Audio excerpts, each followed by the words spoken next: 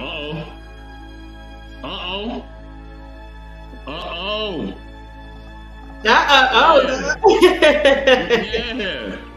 Yeah. Y'all done see me back. You know what I'm saying? Y'all know what time it is, man. Black South time, man. Yes. I am. Black South time. And we are back, man. We got another room shaker for y'all. Please be ready. Please buckle up your seatbelts, ladies and gentlemen. All right. Y'all already know what time it is, man. It's Black South time. You know, we got the wonderful, incredible Miss Oshun here. You know what I mean? You got Mr. Best in the World. You know how we doing it. About to take you on a journey, man. All right? About to take you on a journey. Okay? Now listen. We know y'all may go bug wild in the comments. It's all good. You know? But if we do allow you to come up here, understand, hey, we know y'all been in y'all feelings the last couple of episodes. And it's all good. We ain't tripping. Half the time, we haven't even said nothing on most of the episodes. We have not talked. Y'all rocked out with us for like about 4 or 5 hours. We appreciate y'all. But yeah, let's get into the curriculum. Lola, let's get it. All right. So let me make sure I don't got so many windows open because y'all know I be struggle streaming over here. Let me see something here. Yeah, all right, that's it. All right. So, all right. Welcome to stream, everybody. You're rocking with me. I'm Miss Oshun, aka Lola. That's not my nickname. That's my regular name. But today, I wanted to kind of get into a subject matter that was brought to my attention. This was not on my radar. I honest to every God, people worship out here. This was not on my radar, and y'all already know if you've seen me on the Great Pill channel. Sometimes when it comes to race issues, I can be I can be on demon time. You know, I don't know why. You know,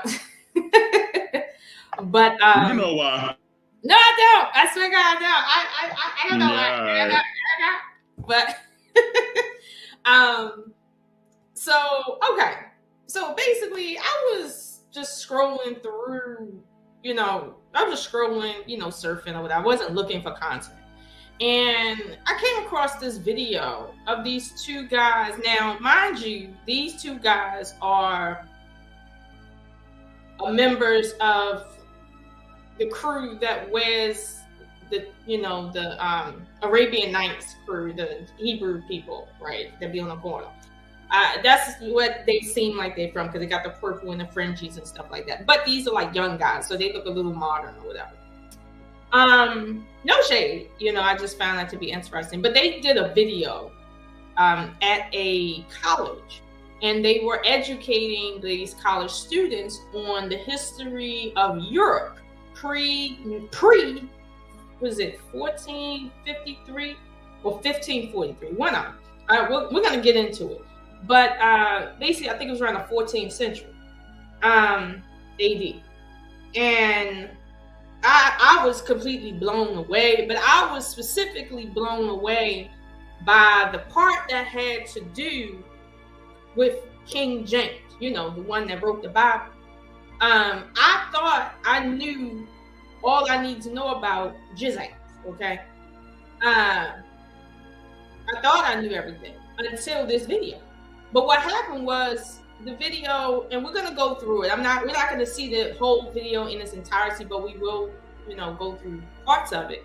But through watching that video, it probed me to kind of dig deeper into what they were saying about, you know, his background and why we really don't know the truth about his background. So then it led me to another video about basically the history of why people say he was of the Rainbow Coalition. And then it started making sense to me why people keep saying he's of the Rainbow Coalition. So then I started digging deeper. And I started realizing that, well, I didn't even start realizing. The question became, who the hell is white in white history? Like, if you follow what I'm saying, I had the question. It was so much information that I was like, okay, who really white out? Who was like, is anybody really white? Like where's the white people? So in European history, I was like, okay, I was just totally blown away because I assumed everything Europe was white. There was a few little peppers in there, but I assumed everything was white. I was grossly wrong. And then it got me wondering, because I had this thought some years ago, right? When they were talking about the history of Europe from prehistoric time. And there's this consensus of opinion that the first Europeans were dark-skinned people, right? The first ones that started populating were dark-skinned people, not dark-skinned white people, right? Then I seen a documentary on Neanderthals and how advanced Neanderthals really were, despite what white people want to make them. And I started noticing that they had very similar genetics and phenotypes of Black Africans. So I'm like, so basically these people are not cavemen running around, in mountains and crawling on all fours. They had religion, art, rituals. They cultivated, like what are you talking about? Like, so why are we told that Neanderthals are things that don't matter and white people are mostly related to them, versus that no, these are not white people, even though white people might have some admixtures. Same thing with the Black people in Australia. They have no genetic ties to Africa, but they are still what they is. You understand? You're talking about 3 different sets of Black people that don't have no genetic tie to each other. 3 different sets. Now, remember, me and you had a conversation, Mr. Best, offline about the origin of Black people not being on this planet, and how whatever origins we have, it might have came to this planet in waves, meaning different species of beings came to this planet. Now, there have been reports that people said that these different species were Black people. But again, we're just saying they're Black, when in reality, these could be totally different species of humanoids from different planets that never met each other, that convened on this planet. That's neither here or there. But that's the conversation. Yeah, we're talking about some Marvel King the Conqueror type shit. Yeah. Right. And so ultimately the question here, despite that theory, right? The question here is, and it's a legitimate question, which is, well, where do white people come from? If most of European history is white, European prehistory is white. I'm sorry, in European history, most of it is Black, and prehistory is Black. I'm just like, well, where's the white people at? Okay. I'm just really looking for white people, because keep in mind, right, and we're gonna get into this King James thing, because this is what it's about. All right. We're going to get into it, but keep in mind, I've always heard white people looking for the first humans, right? They're always looking for the first humans. And it's always about trafficking Black people from, Africa, out of Africa to other places in the world.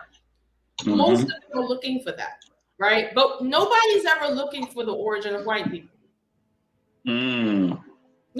Everybody's just assuming, well, white people evolved from Black people, and there's no evidence for that. None. Not one shred of evidence for that. There's conjecture, because when you don't have ideas, right, what you do is you put what you have together as much as possible and just say that's what happened. But there's no evidence that white people evolved over millions of years from Black people. Okay? There's no evidence. Let me give a few shout outs before we continue, before you really dig deep in this. A shout out to, the homie Daryl Long. Also, shout out to the homie M3. I see you back there, homie. I'm about to let you up. Shout out to the homie Rush. You know what I mean? Shout out to the homie Truth. Truth, what up, what up, what up? Shout out to the Food Channel. You know what I mean? Also, shout out to Mickey Red. Mickey, what up, girl? You know what I mean? Shout out. What up, what up, what up? You know what I mean? Definitely hit the like, subscribe. You know what I'm saying? Definitely. You know what I'm saying? Everybody giving their shout outs, everybody giving their pleasantries. You know what I mean? Also, shout out to OG Patrice. OG, what's going on? Let me let my man up. You know what I mean? The one and only Rush. Let me let him up real quick. Hey, Rush. Yo, what up, Mr. Best in the World? What up, Miss Shun? I see you dropping some gems over here. You know what I mean? Join the panel was good, yeah? Yeah. I'm trying my best because this is some new stuff to me. So, I am, I stand to be corrected. I do. But I'm going to be honest with y'all. I was really in my feels, like, doing this research. I was really like, listen, I don't know what is true anymore. Like,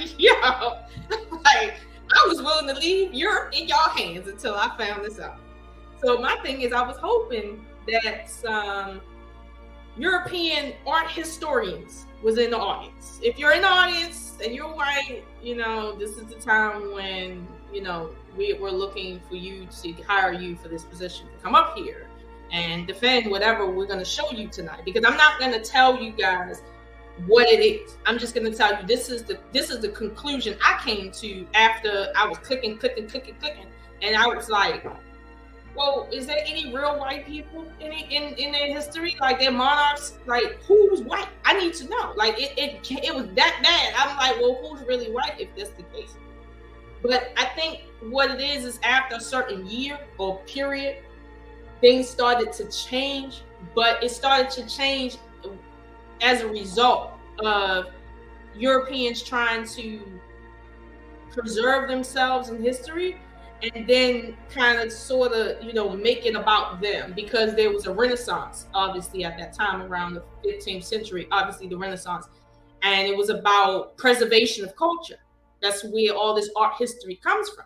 So I'm like, but you can't, it's what happened is it seemed like they did in prior to the first century, where they were shooting off noses, decimating whole countries, burning libraries to, like basically eradicate evidence.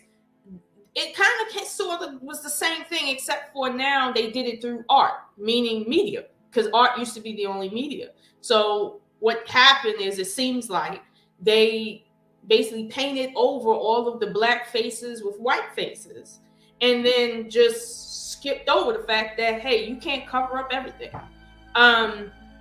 And this is what happened with King James. Now, the reason why I'm zoning in on King James is because he's a rather important person in European history, in U.S. world history, Christian history especially.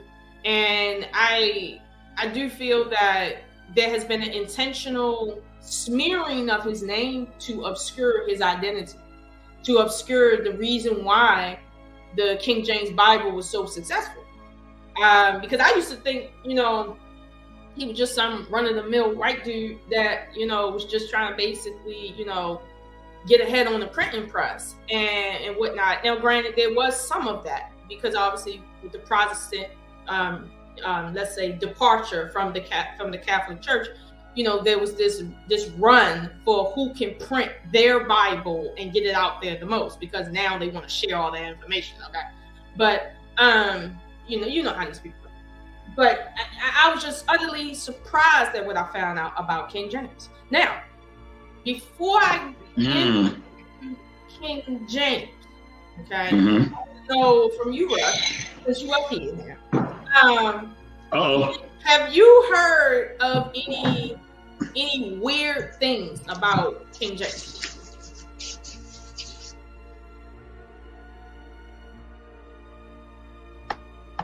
Rush, you there, peoples? What's good? You asking me that question? Yeah, yes, I mean, if it's nothing, just say it's nothing. No, I haven't heard anything. Never heard. Okay, so you just like me. Okay. Yeah. Neither you, Mr. Best. I've heard some controversial stuff, but you know what I mean. Like, that's why I only read like certain versions of certain books. You know what I mean. I just try to get the direct connect when it comes to,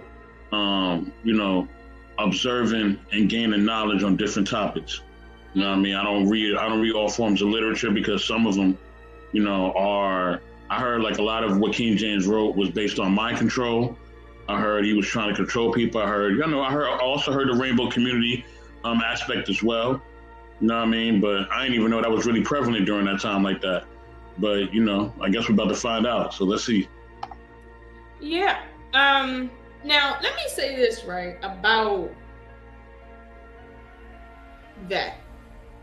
We all know, and let's be honest here as adults, that homosexuality in Europe was just a regular part of life for a large portion of their history. And trust me, they have a very short history. Pun intended. And it was a regular everyday thing. However, despite the fact that it was a regular everyday thing, there was still this element of shame that even they within their culture had towards that particular lifestyle or sex style, because that's not a lifestyle, that's a sex style. They had an aversion towards it. So when somebody wants to ridicule someone during that time in Europe, in medieval Europe, what they would do is say, okay, you entertain, as a man, you entertain eunuchs or that sort of thing. It was just one way out of many ways to smear someone's name in a certain wider community, right? So, you know, but here in the U.S. in the 21st century, what we get essentially is the rumors around this guy. Now, what I'm going to do is I'm going to play a few videos, like I said earlier. I'm going to let them run because you have to actually listen to it to understand what's going on, right? But what I want to do before I get into the King James joint, I want to preface it with some evidence about how, let's say, the campaign to obscure blackness from European.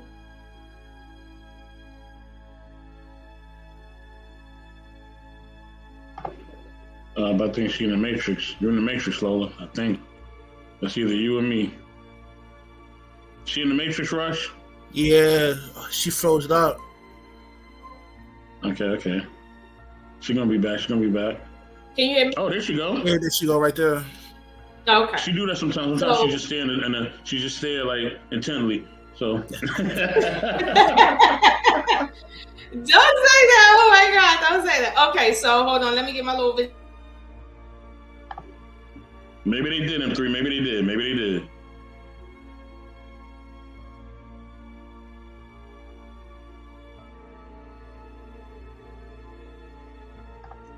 Man, we all trying to survive, baby.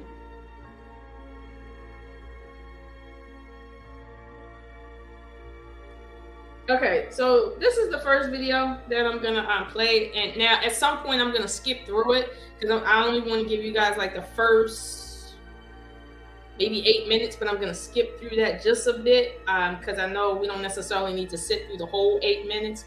But I just want you guys just to pay attention to not so much the details of what he's talking about, but just notice the pattern of what they're really saying without saying it. Now, I think they do say it at least once or twice in here, but just notice the pattern, okay? Because I'm gonna show you guys some screenshots too, just because this is just what I found that I didn't. Yeah, screen. You're in the Matrix. Oh, there she goes. She go back. Nah, you back. You good. Man, I'm about to share my. Okay. So this is.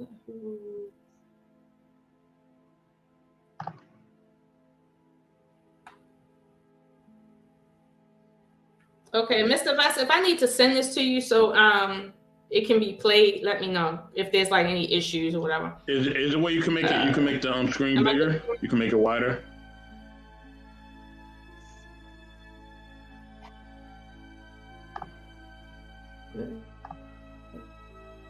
Salute Daryl Long. What up? Yeah, if you make the screen bigger and then you just hit play, you good to go. Can you hear me? Mm-hmm. Can you hear me? Yeah, I can still hear you. Go ahead. Okay. Okay, so I'm gonna play it, and you guys can just pay attention. All right. Mhm. I can come in and play it on that. Okay, Daryl, I might need you. All right, so here we go. Here we go.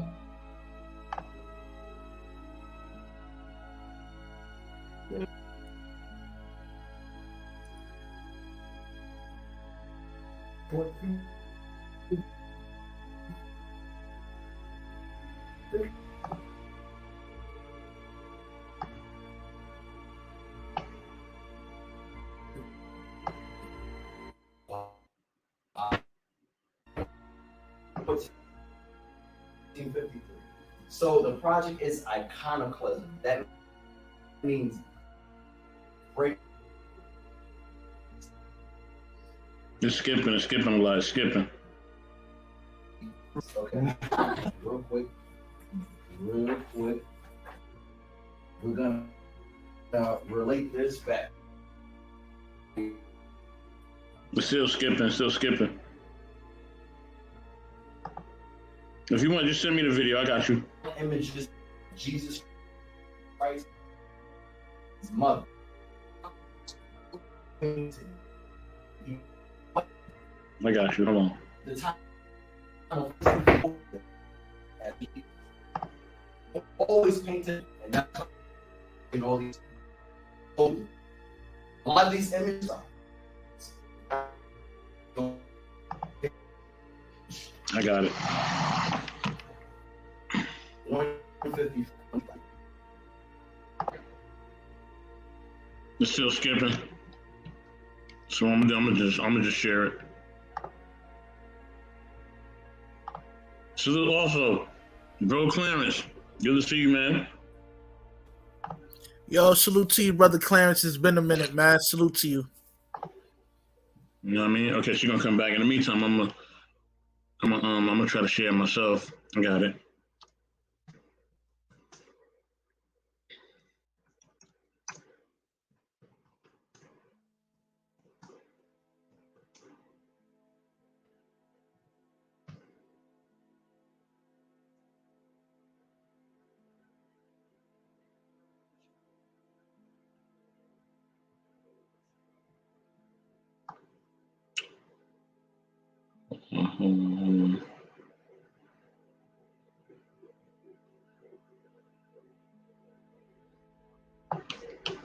She came back in. Okay, we're still waiting for her to come back in.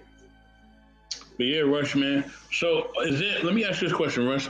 So is there any versions of, you know what I mean, the Bible or any literature that you don't read or you try to avoid?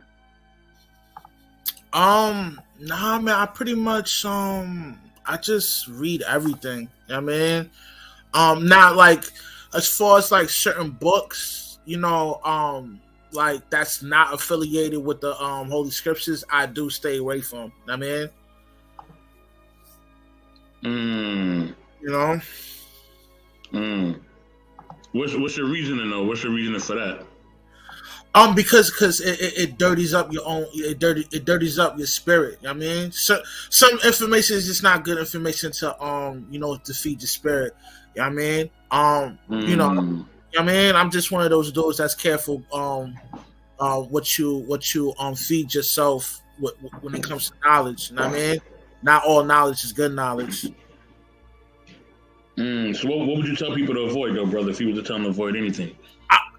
I can't tell people to avoid, you know, what I can't tell people to do what I do because, you know, maybe the Most High got is steering them in certain directions to learn certain things to save people from certain snares. You know what I mean? So I don't want to be the dude that you don't do. No, it's just that it wasn't led in my spirit to read certain things. You know what I mean? I feel it. No, I'm saying there's a certain literature or certain things that he avoids from a spiritual aspect. You know what I mean? Because I know the King James Version, a lot of people think the King James Version is heresy, or they think that's a form of mind control, that he used the Bible to kind of flip it and make people do what he wanted them to do. So that's why I was asking him that question, you know what I mean? So, yeah. I was saying you could just send me the video and I can just pull it up. Hold on. Okay, I'm gonna try it again. If it doesn't work again on this next part, because I'm gonna take it just for one more minute with y'all on this video, because I just wanted y'all to see that. That's why I said don't pay attention to the minute details. I just wanted you guys to see that this is documented that after 1453, suddenly everything was white, but before then everything was black. Even their angels were black in Russia. Even their God was black in Europe. Okay, like everybody. Okay, are you expounding on the Dark Ages?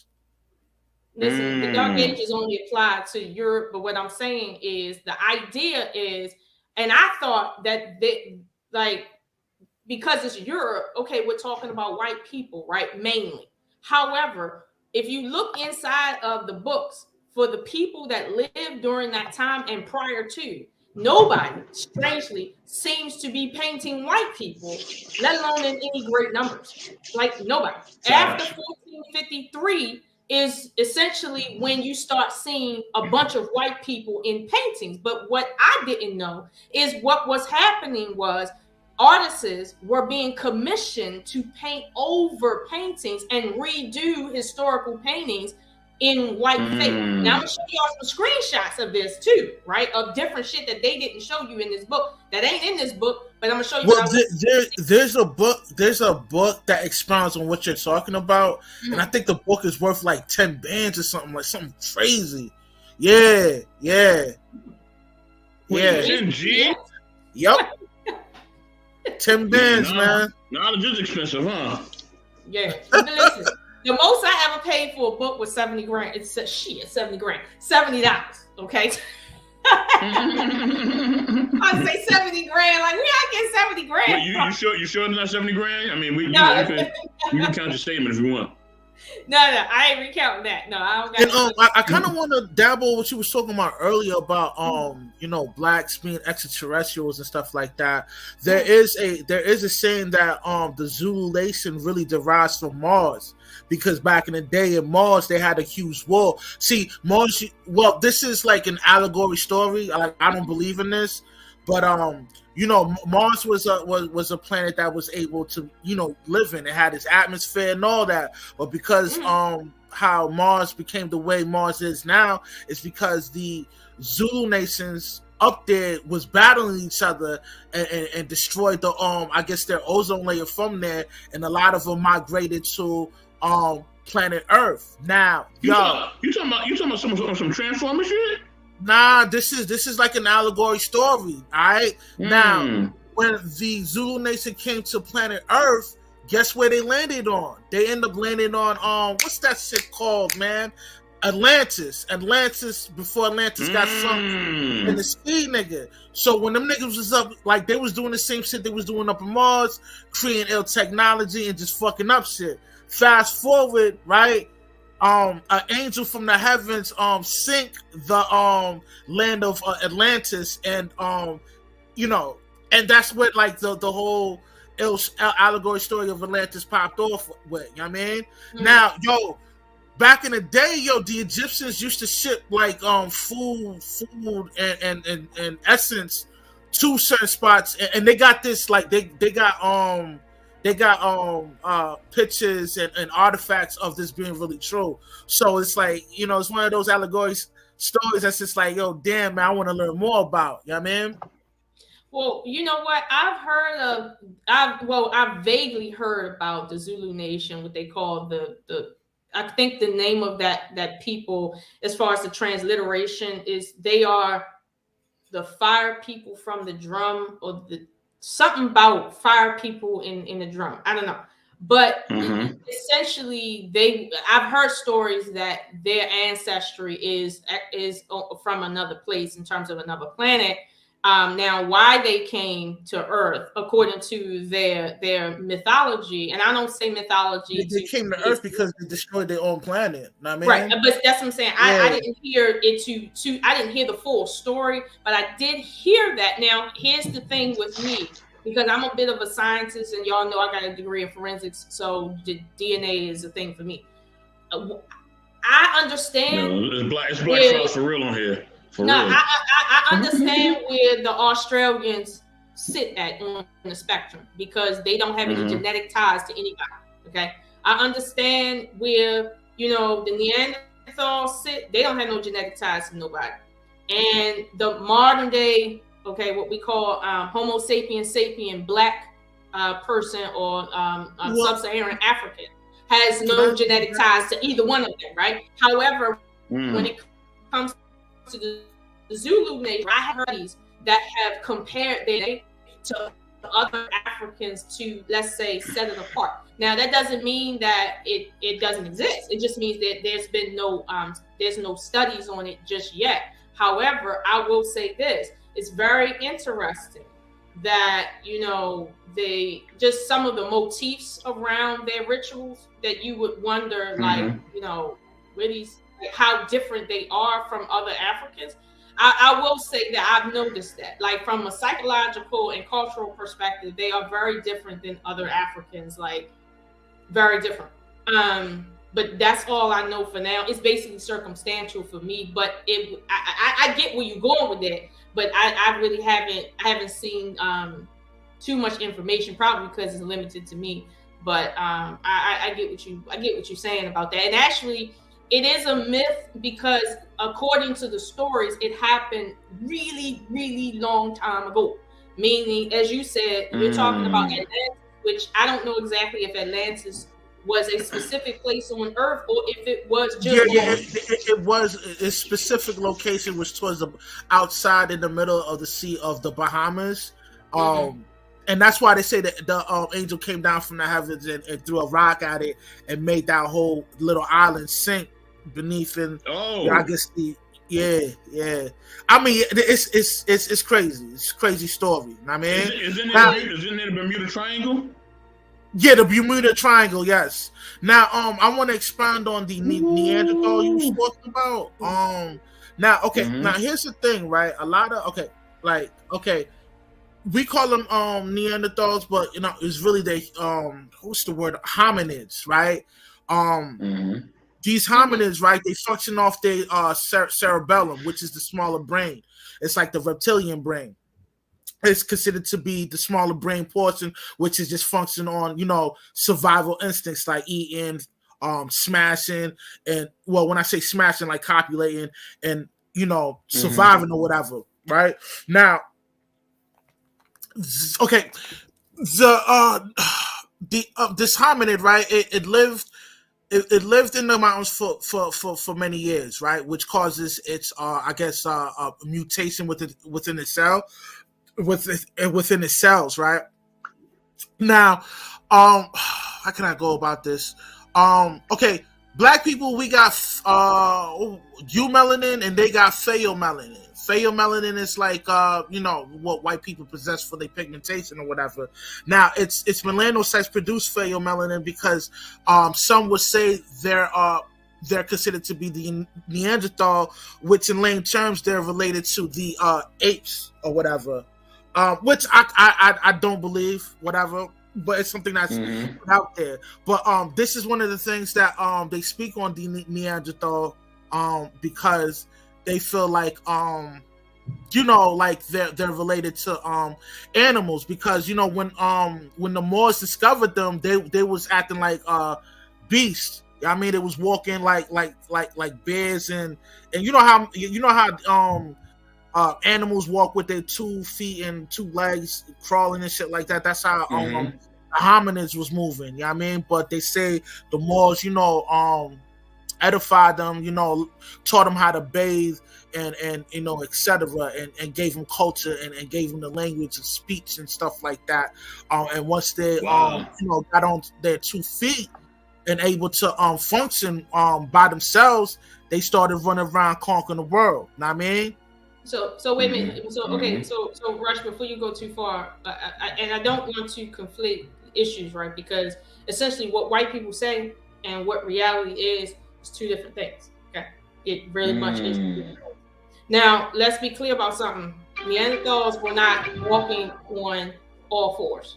Like there's no evidence to that. They were walking just like me and you. They atomically they were like me and you, except for they were more robust, meaning they were built for the environment more than me and you. Okay, so from an evolutionary standpoint, they were more evolved than me and you. Nah, like I know, like white people are not going to tell you that, like but I said, the hominids, they were functioning off their cerebellum. White people will tell you they're operating off their reptilian brain. Meanwhile, they will keep inside their books, as you've seen with these two boys, if they're talking, they will show you that Neanderthals had religion, they made jewelry, they had ceremonies for their dead. These are not things reptilian brains do, but they'll tell you that. They'll tell you that. But they'll record it different for them. Man, they got that information from the Moors, man. No, I'm not. No, I've seen what they. I'm saying, like, no, I'm not talking about what they said to the Moors. I'm talking about actual digs and finds. Empirical evidence shows that these people anatomically were like Homo sapien. And they were not like walking on all fours. They had tools, they had religion, they had rituals, they had culture, like high culture. So the fact that people keep calling them close to animals is the same thing that they did. Well, they're not calling them. They're not. Hold on. The reason why we can accept them calling them animals is because they called us animals and did the same thing to us, based on what they thought we were in terms of closeness to apes. But let's talk about closeness to apes, okay? Neanderthals are phenotypically the furthest from apes. Like, we're closer to apes phenotypically. That's not true. Yes, it is. That's I have seen the 3D Let me explain to you why that's not true. And I'm telling you now, there is no connection to apes. There's no genetic connection. Listen.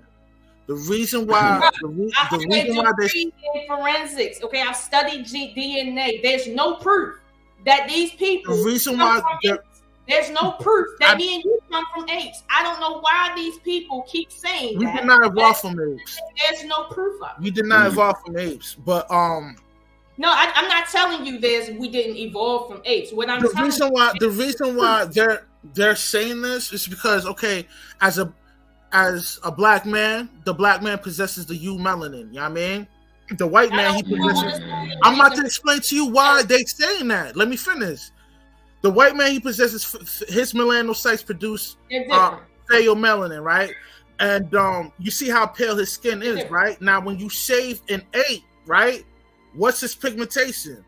White. You know what I'm saying? This is why they're saying. This is why they're saying the white man is related to the ape because of that. You know what I'm saying? Animals have a high. Their melanocytes produce pheomelanin as well. You know what I mean? That's why they're saying that the white man is related to the ape. You know what I mean? Quote unquote the what's the word I'm looking for? The Neanderthal. You know what I mean? Now with going back to hold on. Let me just finish. Let me finish. Yo, let me finish, fam. I don't want you to derail it. Let me get his point out.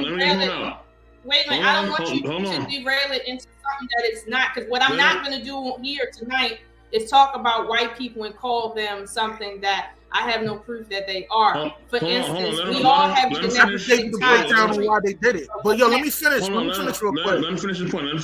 Yeah, let me finish real quick. Now, you can't hold on. You can't say the black man evolved from an ape, and I'm gonna break down. I'm gonna break down why you can't say that. All right, but nobody's saying that here. Your chemical reaction within your body, right? When you consume meat, right, which is animal DNA, right? Your biological chemistry converts that animal DNA into human DNA. You know what I'm saying? When you consume that animal meat. So therefore, like even from a scientific perspective, you can't say that we evolved from apes, man.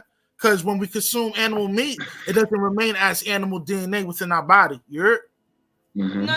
Okay, I get what you're saying from a technical standpoint, right? Like, if you want to get technical about how things work from what we can see, okay, I can concede your point to a large degree. However, I'm a realist. At the end of the day, until white people produce empirical data and evidence of such things, we shouldn't be taking such things in as anything, let alone a fact. Okay, so this whole monkey business is some bullshit. All right, this whole thing about, well, Neanderthals are animals, that's some bullshit. There's no evidence for that.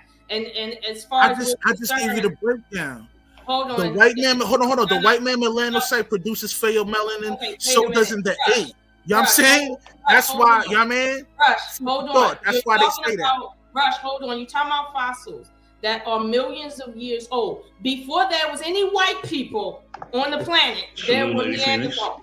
Okay? So at the end of the day, white people are not going to come back now and tell you about difference in melanin and then assign an unknown melanin to a third people called some sort of species they're naming Neanderthals. Neanderthals anatomically are no different than Homo sapiens sapiens. They're not.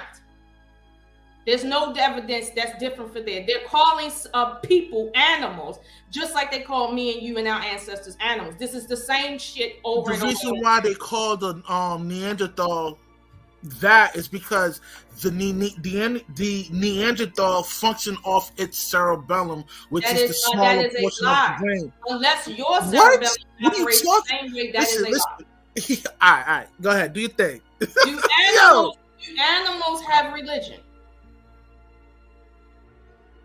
Yes or no? Do animals make jewelry based on marital ceremonies? No. Do animals convene and make tools, like multiple types of tools? Do they build anything like how we build? No. Do they walk with staffs? Do animals? Why? Okay, let me ask you this: why is this? I'm just asking you. Animals do that.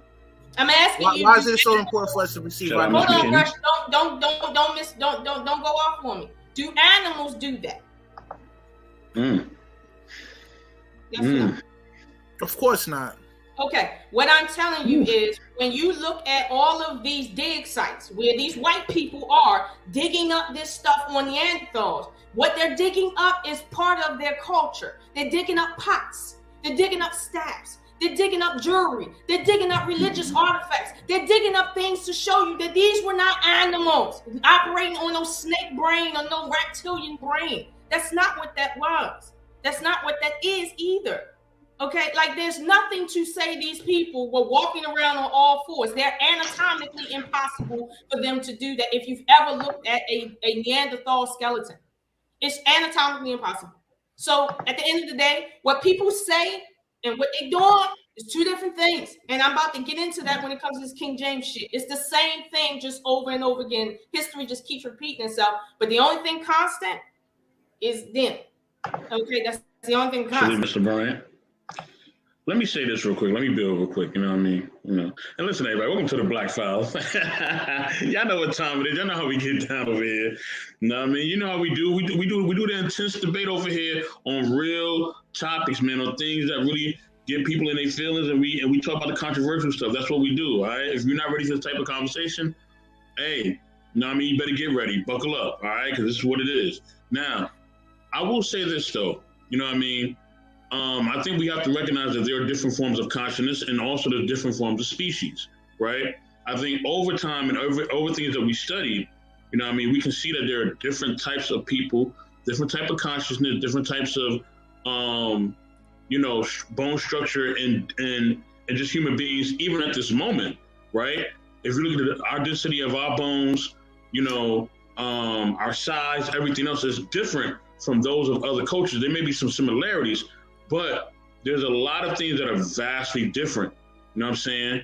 Like we are much taller, much bigger. Our hips are much wider. Even if you take somebody really, really small like Lola, she's still, if you take her size, how she is as a black woman, you take somebody, let's say, who's an Asian, and they're the same size, Lola's still gonna look a little bit different than an Asian woman. Her body structure is gonna be a little bit different. You know what I'm saying? It can be the same size. Right, completely the same style, but there's going to be some key differences that we see. So I think if we go back in time and we start to study the different types of consciousness, the different type of people who existed beforehand, yes, we're going to see those differences, because we see those differences now. And I think we also got to see that there have been different consciousness, different artifacts, different forms of writing, literature, and everything else that one has either been hidden, it's either been suppressed or it's been tampered with in order to control the narrative. So we have to definitely see that. Shit, I just cooked that shit. I wasn't even trying to try. I love this, man. I tell you, I love this shit. But yeah, man. And I think we just got to recognize that, y'all. We got to recognize that on a grand scale, right? And I think with the King James Version, the biggest thing that we got to see is that our history, has a narrative that is essentially trying to be pushed onto us, right? From the days of slavery and before that and beyond that. So we have to recognize that. So I'm gonna pull up the video, and go ahead and we're gonna rock out with the video. All right, I wanted to finish this off. I was getting ready to send it to you, Mr. Best, for you to start it at the 5-minute mark, but it's right here, so I'm gonna just go ahead and start it, and I'm gonna leave it for a couple seconds just so you guys can see that last page that they were showing in there, because that's gonna lead me into the whole King James thing. So hold on, let me do this. If it don't work, I'm gonna hit that button and send it to you. All right.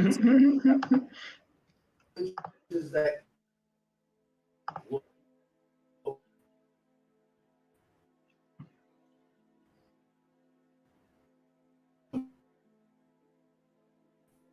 Dang, it's still skipping, yo.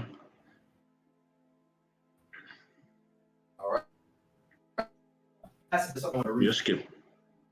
You're skipping bad. Skipping real bad. Hold on, I'm gonna remove it. Skipping real bad. All right, just send it to me. Just send it to me. Okay. Let's skip So, super bad. Mr. Best. I got it. Mr. Best, did you get it? I got it. Yeah. Okay. Go ahead. I got it. Yeah. Because I don't know what in the world is wrong with my sister right here. Hold on, give me 1 second. Let me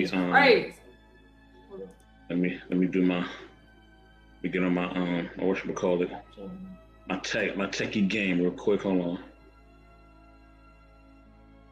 Yeah. So if you go to the 5-minute mark and let that play for 1 minute, that's about all I wanted to show from here, because they go on for 12 minutes here, but that's what I wanted to show before I get into the next one. Oh, absolutely. I got you. Hold on. Let me pull this up. I need him to bring me something to drink. Hold on, y'all. There you go. Go get your Scooby snacks. You know what I mean? So we can keep it going.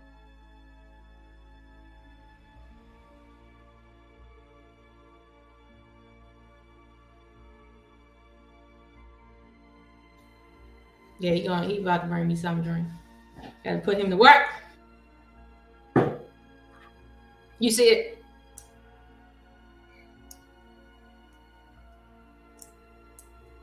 Mr. Best?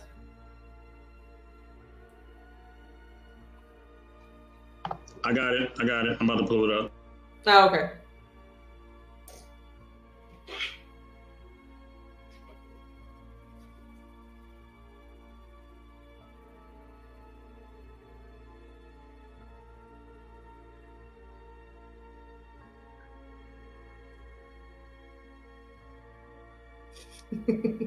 He know I be eating. Y'all talking about some Scooby snacks.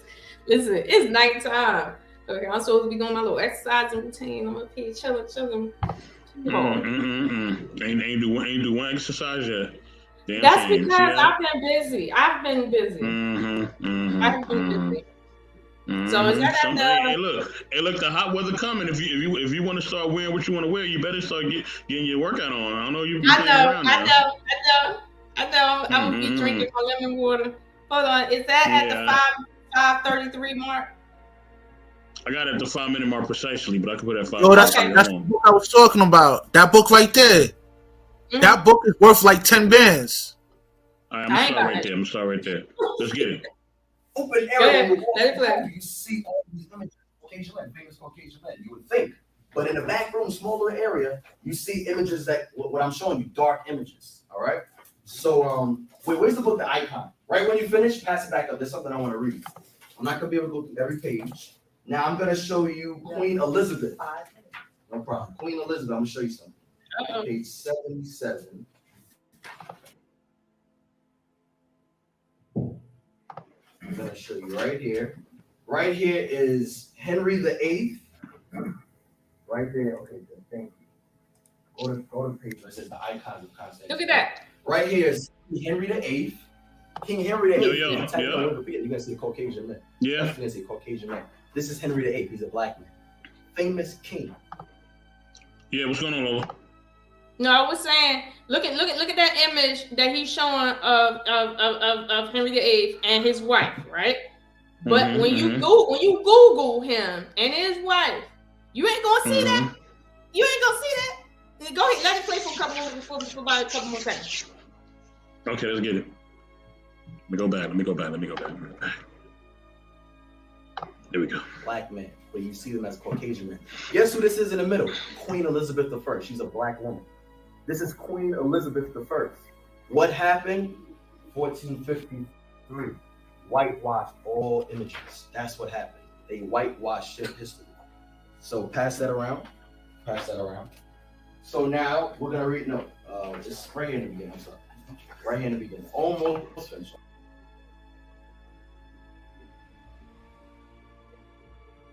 Almost finished. Read this part where it says, "It may seem daring." Right here. Wait, no. Start from iconoclasm. It says iconoclasm. So it's Venetian looting in 1204. Right. And the sack by the Turks in 1453. Remember I said the Ottoman Turks sacked the Byzantine Empire, 1453. Are the main reasons why only very few icons have survived in Constantinople. Right? It may seem daring, therefore, to write an entire chapter on the icons of the capital. Right. Yet the situation is not quite so hopeless. The situation of a lot of these icons with dark-skinned people, it's not so hopeless. Do you like play for a couple more seconds so he can finish his speech? That's why, because there are still some images that survive. That's why I'm able to show you these dark-skinned images. They didn't whitewash every painting because it was too many. Read on. It says icons existed not only as panel paintings, Right. but also as frescoes and wall mosaics. Right. Some of which have emerged from layers of whitewash. They've emerged from what? Of whitewash. Layers of whitewash. That's why when I showed you that Christian woman, she had her image around there. She was all painted white, but her fingertips were black. Oh! Should we stop? Should we give him some more? You want to give him some more? No, you can give him a couple more seconds and then you can stop because I want to expound on what he was saying about the whitewashing over the actual painting. Now, again, this goes to the point of the issue with King James because we leading up to that. But go ahead. Because a lot of times they didn't finish whitewashing these images. Now that's all I wanted. Real quick, almost finished, bro. Almost finished. This is page 116. Guess who this is? Spartacus. This is found in Tel Aviv, 1954. He's a black man. But why do we always see him as Caucasian men? White. Whoa. That's why. This is Spartacus. You can pass the book. Okay, pause it right there. Okay, pause it right there. So, all right. So you see this face right here, right? Now, you notice that not all black people have sub-Saharan like coil hair. You can look at North Africa, you can look at South Africa and all in that area, all up that coast. And see, not all Africans and all black people look the same. You can even go over to India and see they all black as the night sky, or blacker than the night sky, with straight hair. Okay, but they're not white at all. Like they're not white. They ain't the ones with the British ancestry. They're not them kind. Same thing with the Australians. They don't have the same hair texture, but everything else is the same in terms of the phenotype. Now, hold on. If you type in your Google search Spartacus, you're gonna see some strange ass shit pop up. Look at this face and type in Spartacus. You're gonna see they painted this dude as a whole white man. Okay, this is what they did. Okay, forget the Little Mermaid. Look what they did to Spartacus. Okay, remember the movie Spartacus from back in the day? That's how you change the image. Now you can't really paint stuff. Now when they do movies, they just change the character to a white person. You assume that Spartacus was a white man because he was such a white man in that picture. I did think Spartacus was white. I really did. But when I looked and I was like, are you kidding me? Like, seriously? You took this man here and thought that he was white? Okay. Okay. I see what's happening here. Okay. But to the point of there, right? Do me a favor, unshare your screen. I'm going to share mine. I'm going to share mine right now, right? I'm just going to share just this photograph right here. Not your chat. I'm just going to share a photograph. Just so you understand, when he said that they were painting over things to obscure the identity of them, I just want you to see what that really was. See. All right. Oh, I think it's this.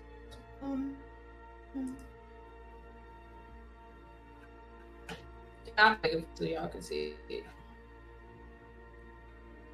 All right, it should be popping up both of these. Okay, there it is. Now, this is the same painting. One is prior to, the other one is after. This is what he was talking about. How do I do that? Oh, okay. The plus sign.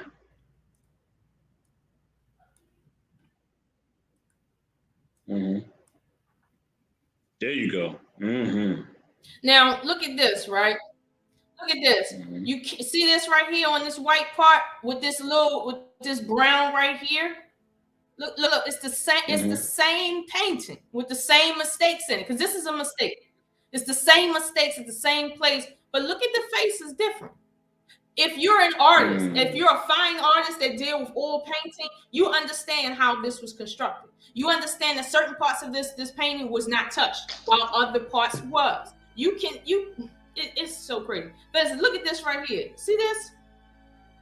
See what I'm circling right here? See this right here? But what's different? They had to lighten this face right here. This is what this man was talking about when he said they went in and literally obscured whatever they could find. Now this is a monarch and King James. Now here's the thing: King James the Fifth. Oh, this is. You see what I'm saying? Now here's the other interesting thing about this, right? There was something more about King James that they had to obscure. Now I'm not 100% sure about this. Okay, but this is what I said in the beginning of the stream. I'm not trying to tell you specifically what this is. I'm just trying to show you so you can understand what I'm talking about. Okay. Now, all right, let me unshare real quick. Let me unshare. Let me stop. Okay. So that's just to that guy's point. I don't have a photograph of it right up here. I found it, but it's on my phone. I watched the movie or the series, what's it called? The one with Mary Queen of Scots. I forgot what it was called. It was on Netflix. Her husband, right, in the series was a white man, right? Turns out after I did some research, he was actually black. Photographs is like he was an actual black man. But they cast him as a white man in a Netflix special that's on right now about Mary Queen of Scots. That's just something very interesting I found about that. Now, just to the point of how black it can get in terms of like, you know, basically what they do, right? Let me show you something here.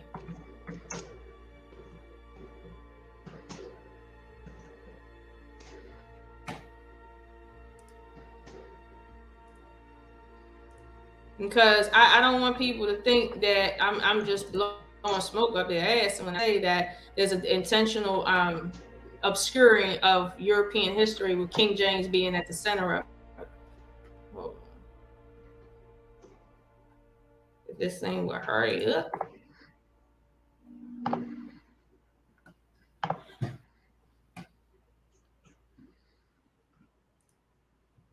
All right. So you see this coin right here? This minted coin. You see this black face on this minted coin? You know how hard it is to get a black face on that small ass coin like that to make sure it looked black and not just like a nose and you know what I mean? I like that. Look at the one at the bottom. They making sure. Look at the phenotypes that they're accentuating: the nose and the lips. No, the big nose and the big lips. That's the thing that's they're accentuating, right? But when you think about Vikings, you don't think about black people. What black people? They got a whole Viking show on Netflix right now full of white people. Like, what do you mean? But you see this image over here with this Caucasian man right here. He is depicted as the one on this minted corn. Are you like, you see what I'm saying? This is what I was saying when I said, when I found this out, I started and I did more research than this because I'm not gonna go too far into this. But when I found this out, I was like, well, damn, who in the world is white? Because if the Vikings was black and everybody was black, like down here, you talking about the Roman Empire, same thing. This is a whole look here, furnished bronze seal grind, Lord of Nushi Rai with wax impression. British Museum, found in silver, Paris. Show this text ledger. You see what I'm saying? You got all this minted stuff going on of monarchs, of European monarchs, but then when you see the paintings of these European monarchs, you be like, hold on, are we talking about black people, white people? These are some black people. These are not mulattoes, okay? Now, the only other one that I saw that was like real intriguing was this right here. Like, even the people down in South America was like, what you talking about? This white man right here? That's not the one that we know. You see what I'm saying? They got. You see, that's why what the boy said. They couldn't whitewash everything. They could only whitewash what they had access to. They couldn't whitewash what was already in the America on record. They had to do this. Now, I want to understand how did you get from Ali here, okay, from the tribe of Shaban to Schumacher? Who did this? But never mind, because I'm mocking them at this point. All I want to this is my evidence going forward that we got a problem here, okay? And trust me, it goes deeper than monarchs. It's just regular people, people in society that people get paintings of that they just totally misinterpret it. Like this one. Hold on. Like this one isn't like a monarch. He is like a person. That's what I'm saying. Are you kidding me? Like, this is crazy. And here's the thing: when you hear them boys talking, right, you don't think, well, damn, maybe maybe they just exaggerate. No, they're giving you the tip of the iceberg. They ain't even got down to the water part of the iceberg. Okay, this ain't even underneath of it. I think King James is in the water. Let me get back. All right, hold on. I'm gonna stop my screen. All right, hold on, because I'm gonna send you. Matter of fact, I'm gonna send you a video. The next video. Let me say this right before we get into the next part about King James. Now, everybody knows that King James is been branded the GAY king. Okay. Now, mind you, all of them over in Greece, all of them was on some you know what stuff. Okay, all of them. But the one that they want to write in history as the one that's GAY is the one that looks like what I'm about to show.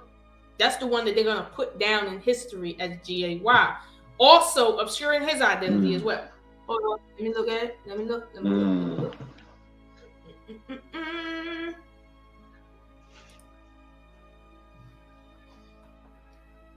All right, so I got this video. I'm trying to find the exact place where you need. Well, let me see. It's 8 minutes.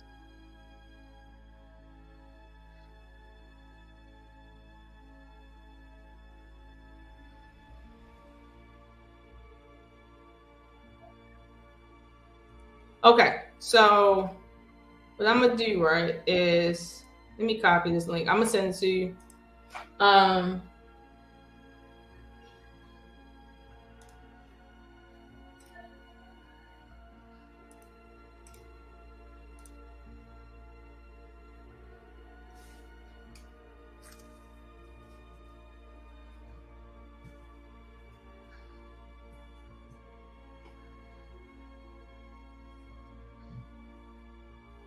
right, so I just sent it to you. You can start it from the beginning. I do apologize for, I guess, the way they put this video together. It's kind of like, okay, it's just not of quality, but you can play that from the beginning because I want everybody to see how many different artistic pictures of King James there is. Now, keep in mind, we're going to get to the GAY part, okay? But I want you to see how they obscured his identity first. Yeah, and then branded him.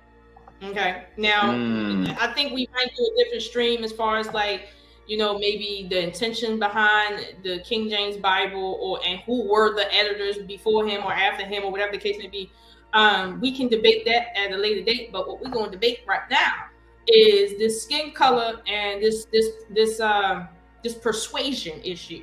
Okay, so as you can share that when you get it. This is gonna be fun.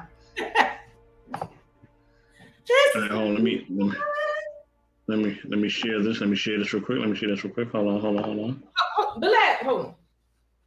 This boy, he even forgot my damn drink. Hold on.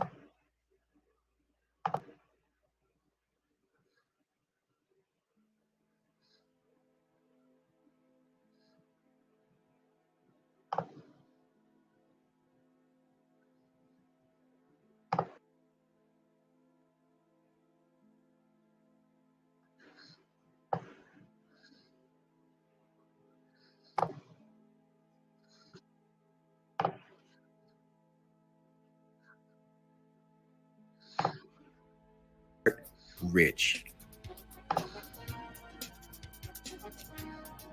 Welcome to I know thy works, and tribulation, and poverty, but thou art rich. Welcome to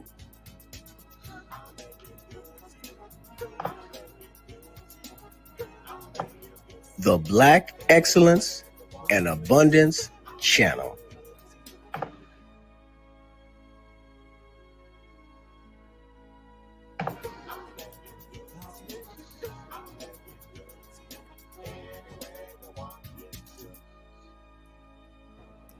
King James, the first of England, who authorized the translation of the now famous King James Bible, was considered by many to be one. Okay, so we don't really need his dissertation about King James, but look at that man right there. Did you think King James was a black man? He looked like my Uncle Larry. Oh wow. He looked just like my Uncle Larry. Matter of fact, he looked better than my Uncle Larry, to be honest with you. But wow. Damn. I never knew. This was a black man. Do you understand? Now there's another that he's going to show another painting that's going from another period that's going to match this in a different, colors and everything. But this is King James for you. This man right here. I thought King James was a white G-A-Y man. That's what I thought he was. But now we know he wasn't white at all. Look at that hair. Look at that beard. Look at that hair. Look at that beard. Never mind the dark skin and the big nose and the plus size lip. Okay, forget that. Look at that hair. That is a distinctive phenotypical trait of what? You understand me? This is why my question is there anybody white in white history? I'm wondering. I'm gonna need some real evidence at this point. I don't believe any of these paintings anymore. I really don't. I've seen King James in terms of paintings. I never knew he was a black man until I seen this video right here. And I was like, and then I went looking for that image. I did find it It's very hard to get it. Like I'm clicking, just to find that. And I think I found it on like on a blog or something. Somebody posted it in one of their like comments. I didn't even find it on a website. Okay, it was weird. But this is what I'm talking about. This is King James for you. Black man. Now, why now this just gives you the basis for the idea that okay, something is being obscured here. And it's not just about race. It's not, because they went further to obscure him with the branding of his sexual orientation, right? But you can go ahead and press play so we can see the other one of the greatest, if not the greatest monarchs that England had ever seen. Through his wisdom and determination, he united the warring tribes of Scotland into a unified nation, and then joining England and Scotland to form the foundation for what is now known as the British Empire. At a time when only the church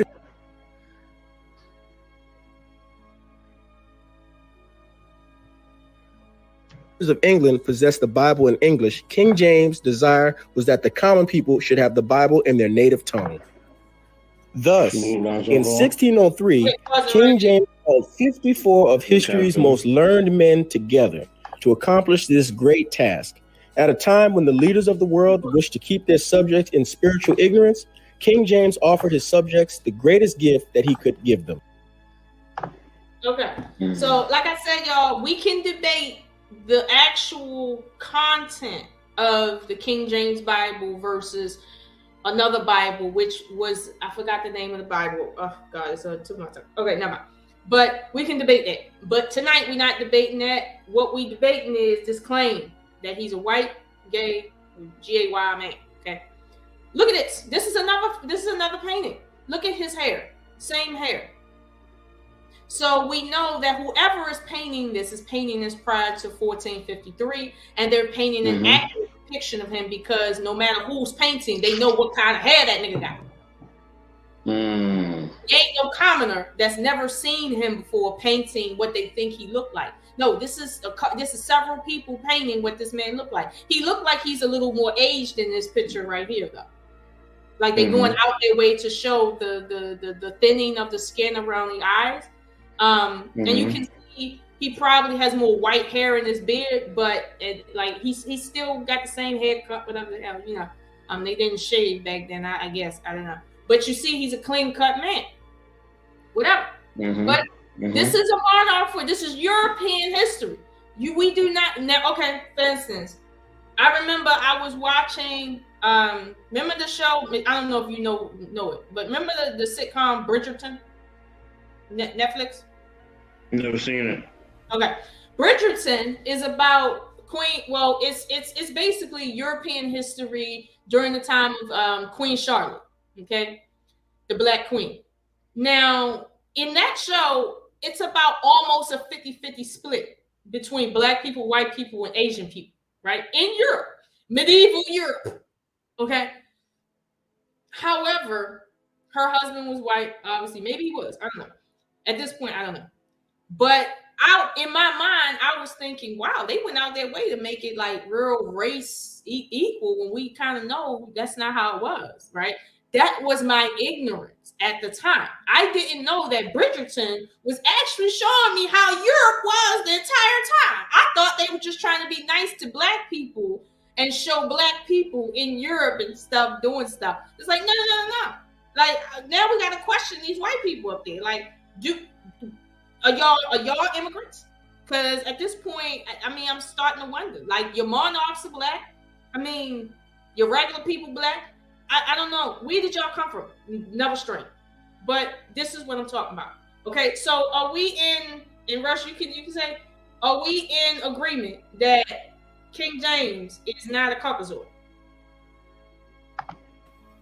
Oh yeah, he's definitely a Black man. Yeah, that's what I'm saying, right? Okay. Now, okay, so I'm done with this one. I'm done with this one because he's gonna go into the theology of the content of the King James Bible. However, like I said, we can come back to that. That's no problem. But what I want to do is show you actually, and here's the thing, and Mr. Best, maybe you can give me some insight on this. There's a video, right, where some coalition people put together to basically soften the idea of, you know, the coalition, to say, well, great kings like King James, you know, was of the persuasion, and they made it real colorful. I'm wondering, do I need to show people that to show you how far, let's say, Caucasians in Europe went out their way to basically put this man underneath the mud? Like, his name is underneath the mud. For whatever reason, his name is in the mud. And you know how white people is when they obscure you from their history, right? This is strange. I don't know if I need to show that, because then that might seem like we bashing people. Although, I mean, I got my time when here's the thing, you know, I want to do a show on that as far as human history is concerned, but whole nother conversation. I don't think we need to show that, do we? Like, everybody knows. You don't have to. Huh? You don't have to. Okay. Okay. So the next one I want to show is a rebuttal that was made by some Christian folk, or some Christian-like folk, to that whole you know, homosexual argument for King James. Now this video I want you guys to pay close attention to, because it is the last video that I'm going to show here. But I want you guys to pay close attention to everything these people are saying. And Mr. Best, you might have to pause it to a degree, but you know, I need this to play out, as in out. Because this is important. This is so important. Let me make sure, how long is this? This is 7 minutes and 40. Yeah. So this is 7 minutes and 47 seconds. Let this whole thing play out. Okay, let it play out. But let me send it to you right here.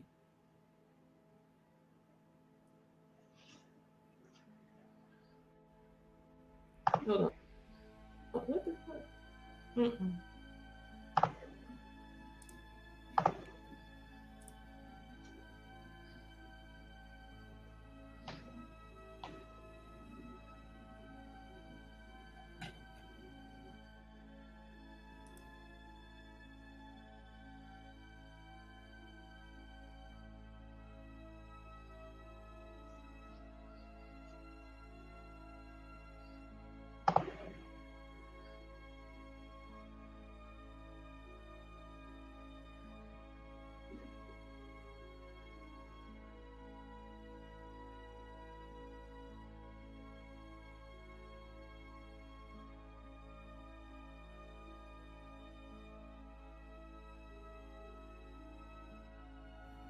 Okay, so I sent it to you, Mr. Vest. The title should be, was King James GAY Part 2.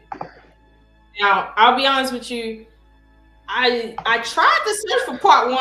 I just was interested at this point, but Part 2 was very insightful. I'm gonna be honest with you. But if y'all want to look these people up and look for Part 1, you're welcome to. But I just, you know, wanted to hit on this point just to see, you know, what y'all thoughts were after you hear this. Okay.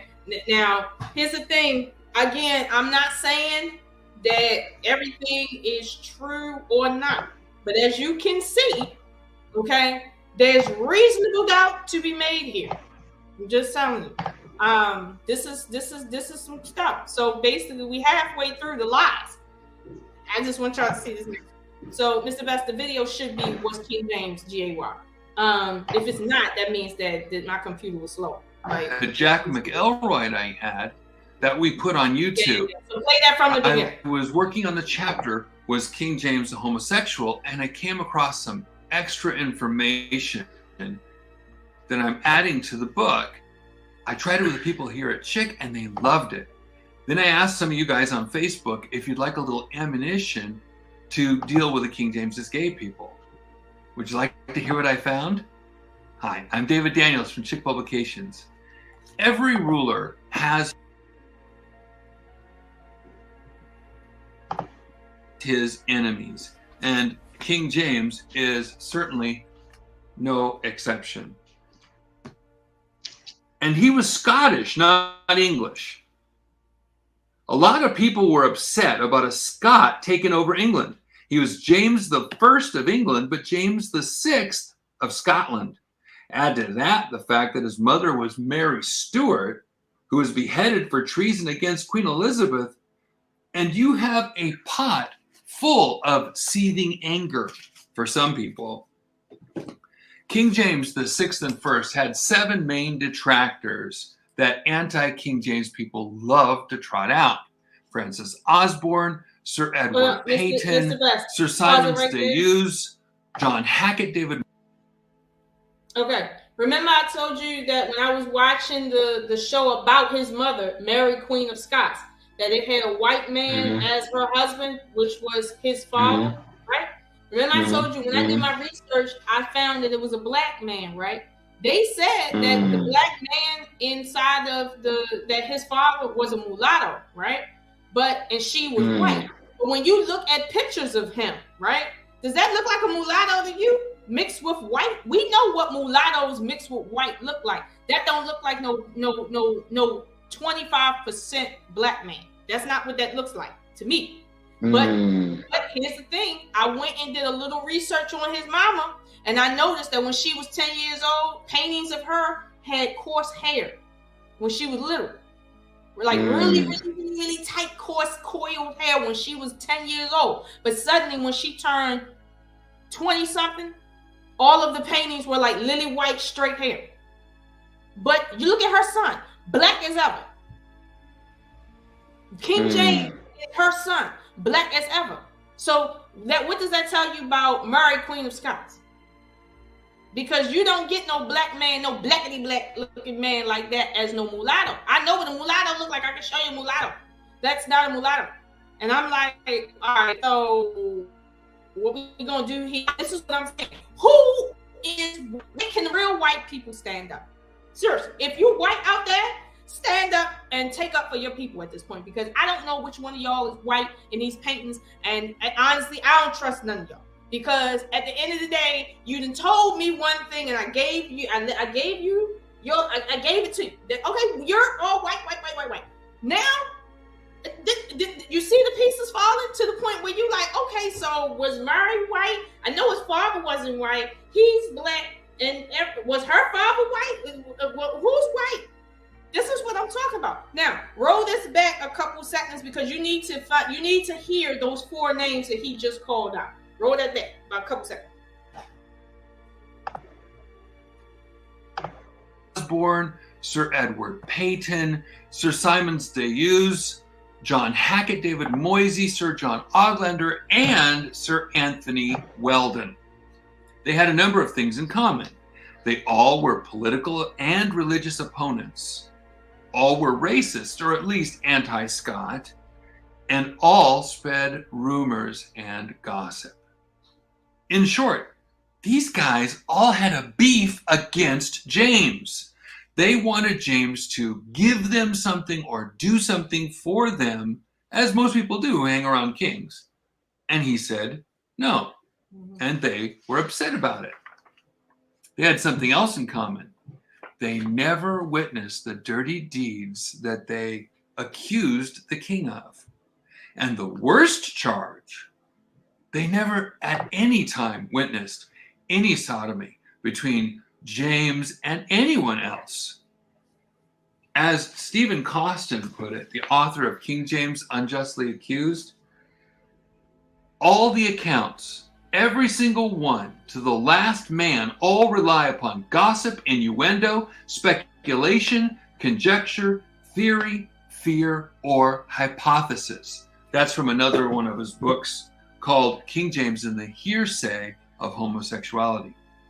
What's the point?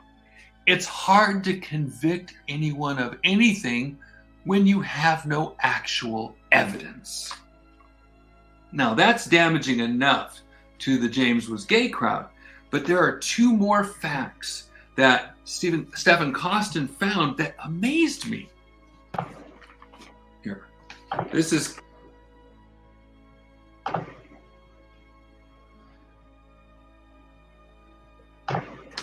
Catherine Drinker Bowen right here.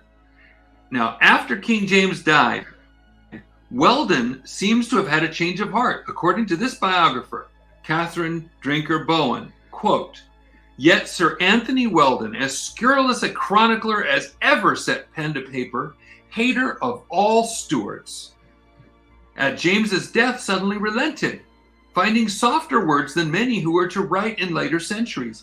Quote, he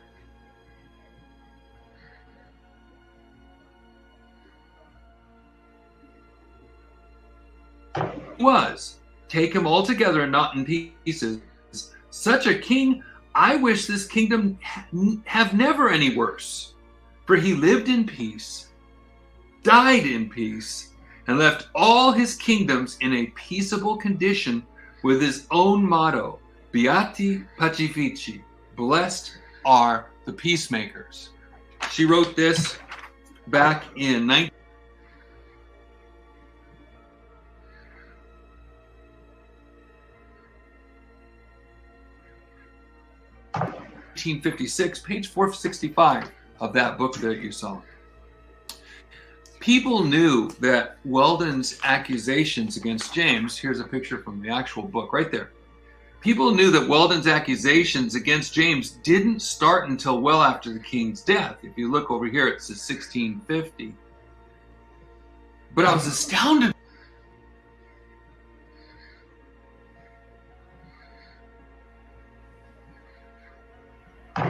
to learn that Weldon didn't write the book or publish the book, I should say, that bears his name. This book, The Court and Character of King James, is copyrighted right there, 1850, about a year after Weldon's death.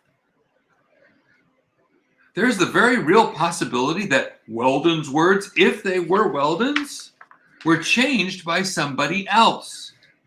And these facts are even admitted by anti-KGB writer Michael B. Young. So,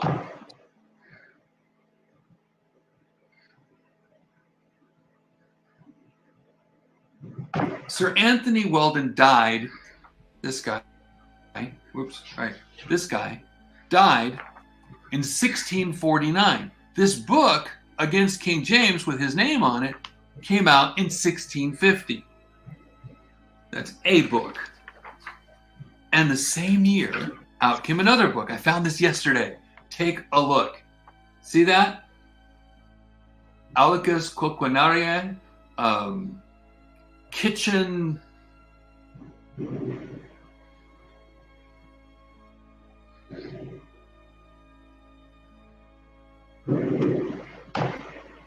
Courtesan, not courtesan. A person in the king's court who works in the kitchen is kind of the way it comes out. All right, Aulicus Quinquennariae, or a vindication in answer to a pamphlet entitled "The Court and Character of King James," pretended to be penned by Sir Anthony Weldon and published since his death, 1650. Now, this leaves open the distinct possibility that someone used Weldon's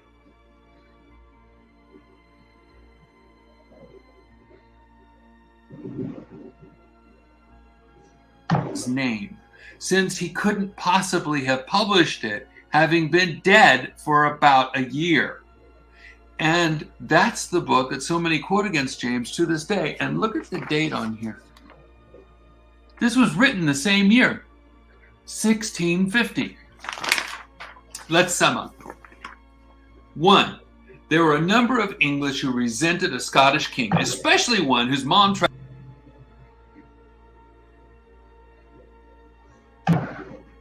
to take over the kingdom a few years earlier. 2. All the stories about James are based on rumors and gossip. 3. Let me make this clear, there was no eyewitness evidence of their foul accusations. In other words, there is no evidence. 4. The main 7 guys against King James were anti-Scot.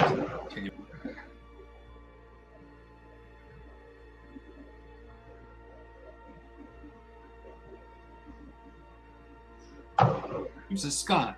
and had a personal grief against James. 5.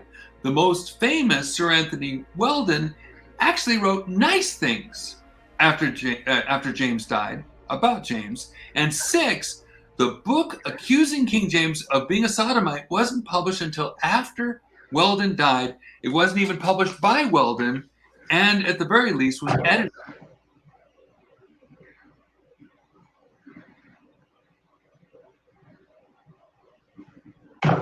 by someone else. Not only that, but there's another book published that same year, 1650, that refutes that book, pretended to be penned by Sir Anthony Weldon. I have so much more information that I could tell you, but this is enough ammo for now. God bless you and have a wonderful day.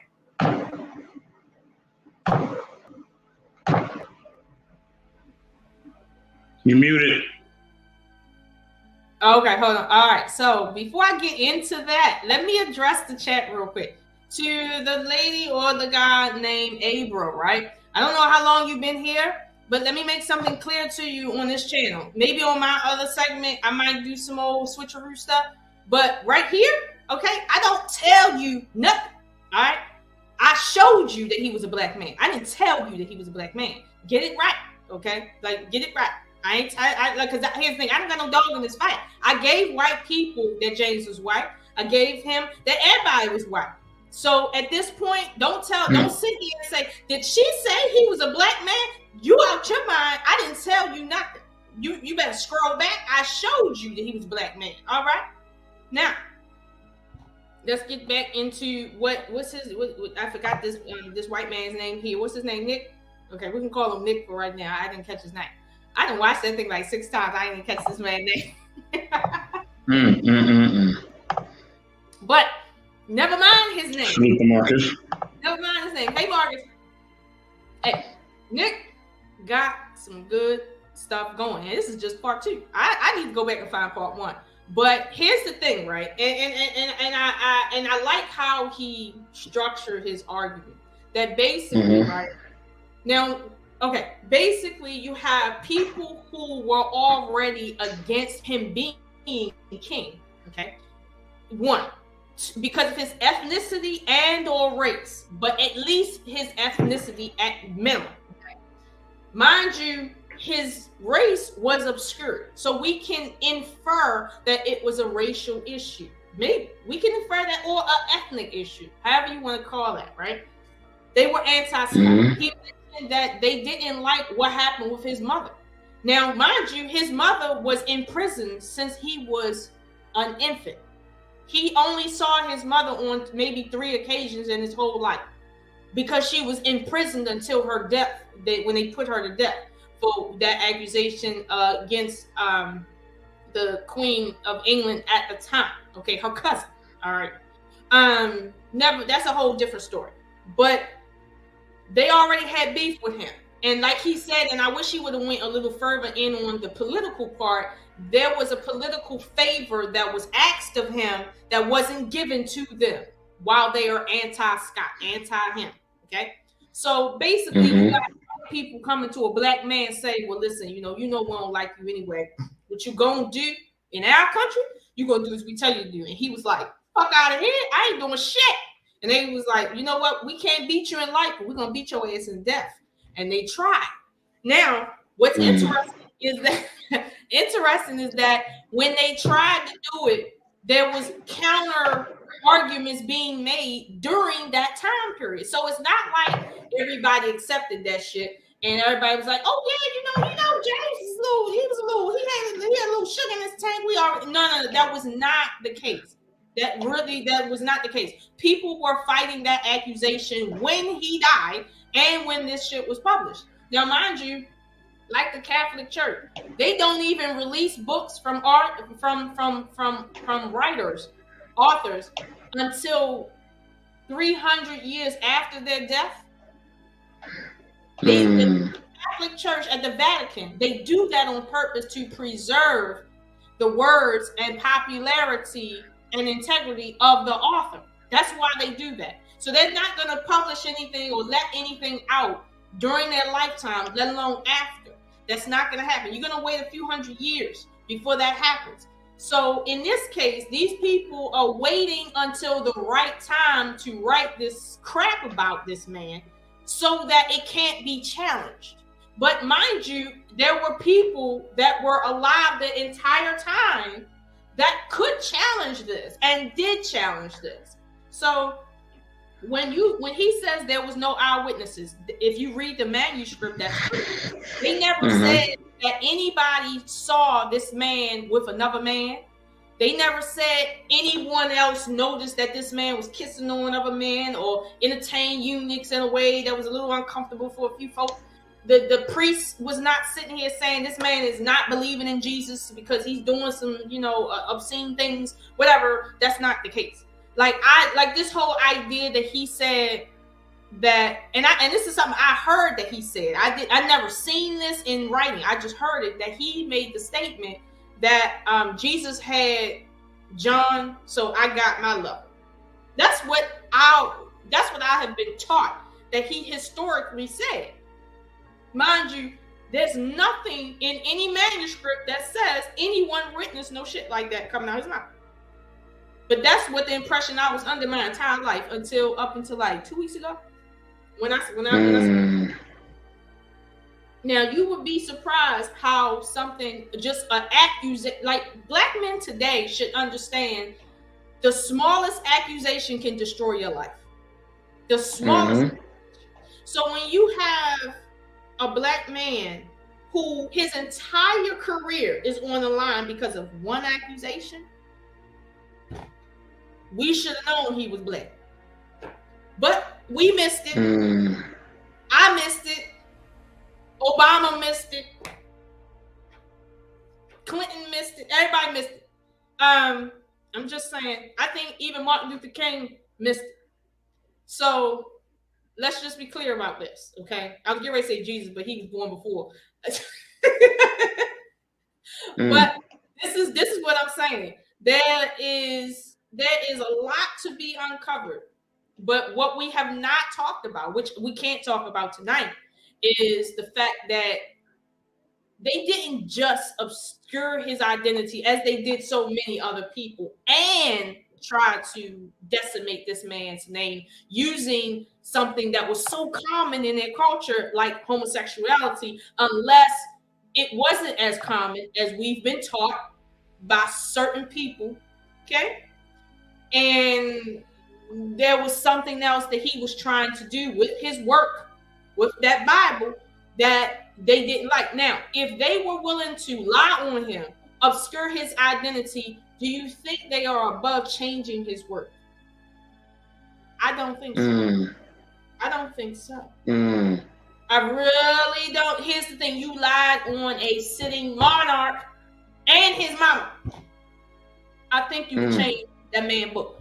Now, that's all I got to say. Y'all can argue it, but I think I done made my case on the Black Files right here. Okay, I feel a little you can tell I feel a little proud of myself. Oh, wow. Wow. I learned something. I did. I really did. Rush, anything you want to share, bro?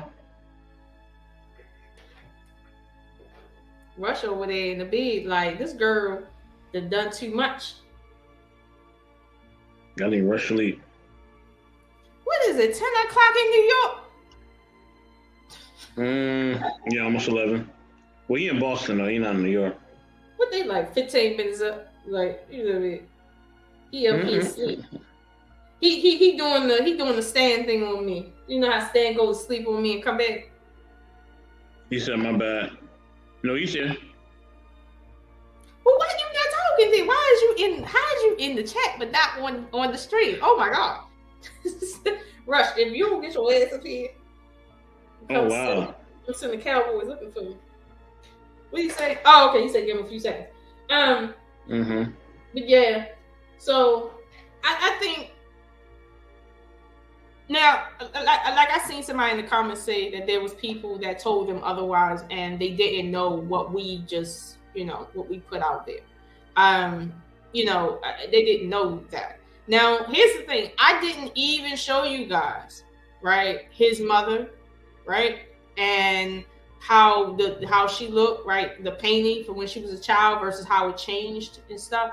I didn't show you guys how hard, you know, the Rainbow Coalition is going to use King James as a prop for why it's okay and it's been okay and stuff. But I noticed that the Rainbow Coalition didn't bring up what Nick brought up. They didn't talk like that. They ain't bring that part up. You see what I'm saying? This is why I really do believe the phrase, believe none of what you see and believe none of what you hear and only half of what you see. And I mean half, as in not 51-50. Because at this point, I'm telling you now, I could show you guys more photographs of paintings that's been changed. And I'm sitting here like, okay, so if King James is black, his father black, his mother got black hair, so that means all of them is black, and she was cousins to Queen Elizabeth. Is Queen Elizabeth black too? Oh, her great grandmother was black. Did you see that with the two boys that was talking? Okay, so who the fuck is white? We're gonna discuss where white people come from based on the Mesopotamian scriptures on a later date. However, this right here got me really wondering, like, where did these people come from? Because I don't understand. Like, if everybody is part black, like, where is the real white people?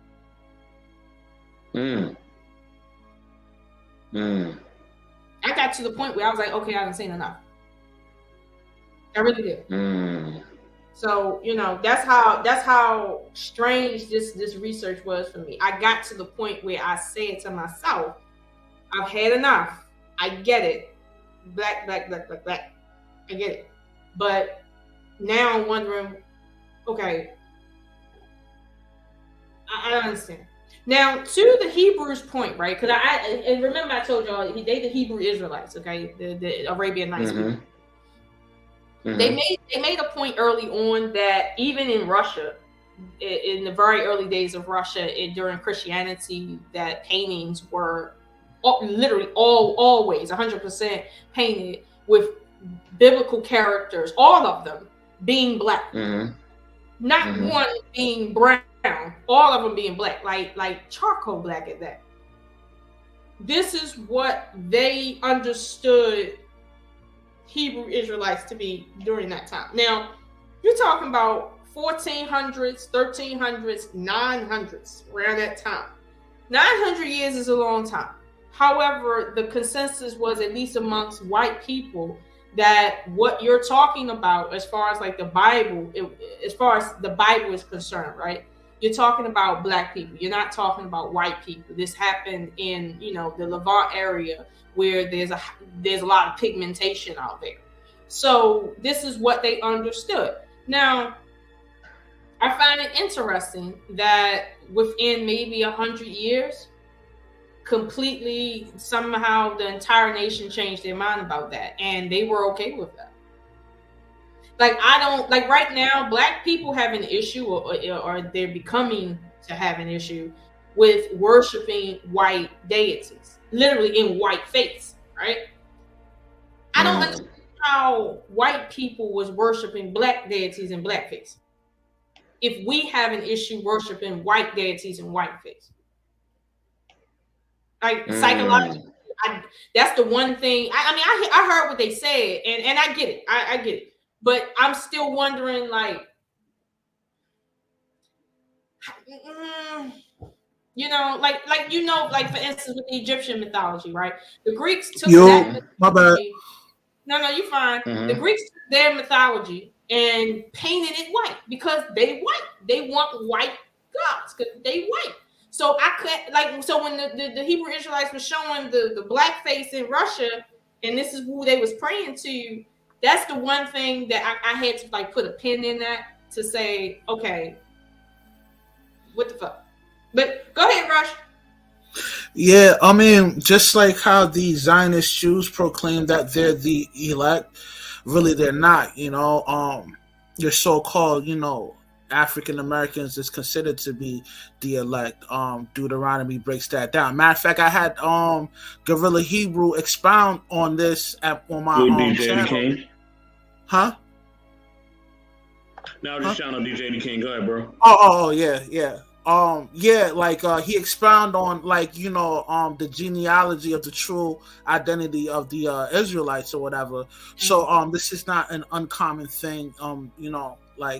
They've been jacking our style for a ill minute. I mean, and it is what it is, man. I mean, you know what? I heard some white people are trying to argue against that concept, right? Like they were really arguing against it, saying that it's just an African American thing to find identity somewhere, right? Now, mind you, right? Well, let me expound on that a little bit more. It's not just African Americans; it's also the Jamaicans. They're included for the tribe of Benjamin. The Haitians, their bloodline derives from Moses himself. You know what I mean? Well, they're derived from the tribe.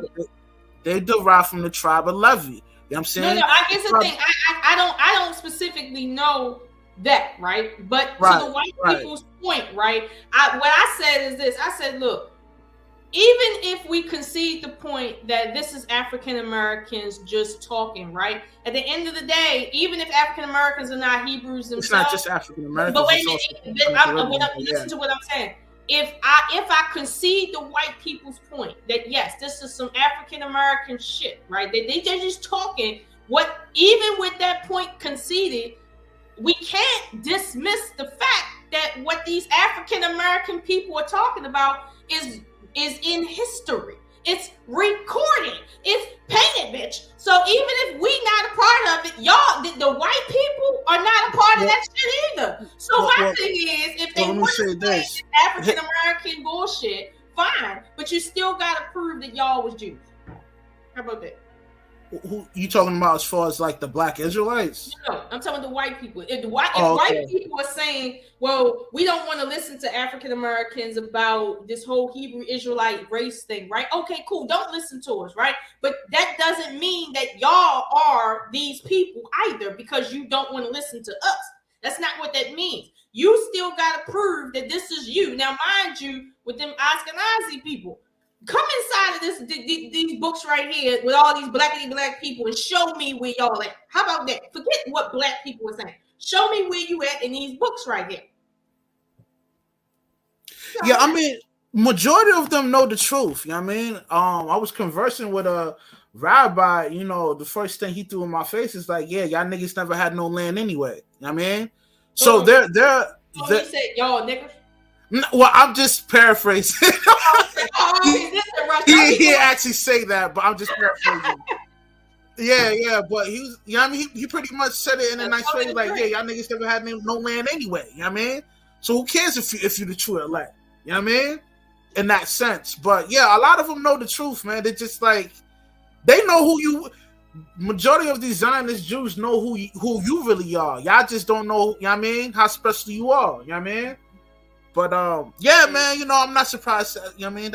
It is what it is, man. I mean, that's interesting. He would say y'all never had any land, given that every piece of land they stepped on, they stole from everybody else who actually owned it. Like, well, okay, the reason why he said that is because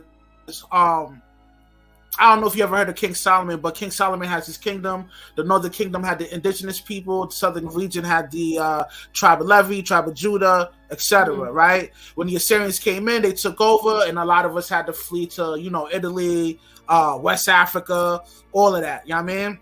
Yeah. And that's why, like, and even when you read scriptures, it explains to you how the Israelites were traveling from land to land with Moses and trying to, you know what I mean? And try to get escorted into the I guess quote unquote promised land before he took the staff and broke the rock in half. You know what I mean?